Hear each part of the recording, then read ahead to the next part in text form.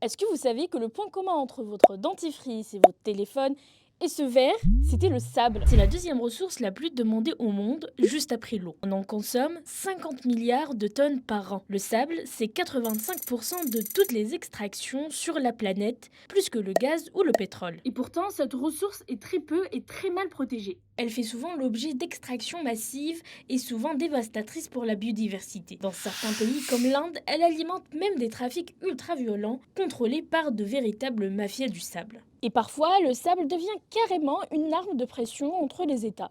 Dans son conflit vis-à-vis de Taïwan, la Chine extrait et drague du sable à proximité des îles qui sont proches de ses côtes, mais qui appartiennent à Taïwan, les îles Matsu et les îles Kinem.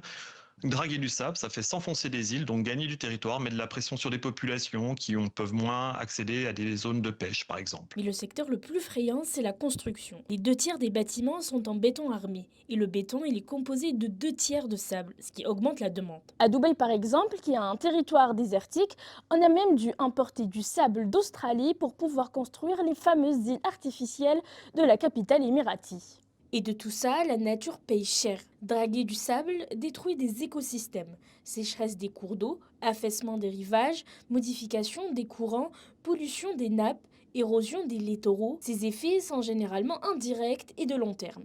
Il faut savoir qu'il n'existe quasiment pas d'organisme international pour surveiller l'exploitation du sable dans le monde. Donc faire un classement des plus gros producteurs du sable dans le monde, c'est pas simple. Mais globalement, les pays qui reviennent le plus souvent sont l'Inde, les États-Unis, la Chine et même les Pays-Bas. Le sable n'est pas renouvelable à l'échelle humaine. Et tout le sable n'est pas utilisable. Celui du désert, par exemple, est trop lisse pour les constructions ou pour un usage industriel. À force de l'extraire sans limite, on fragilise des populations, des écosystèmes et des territoires.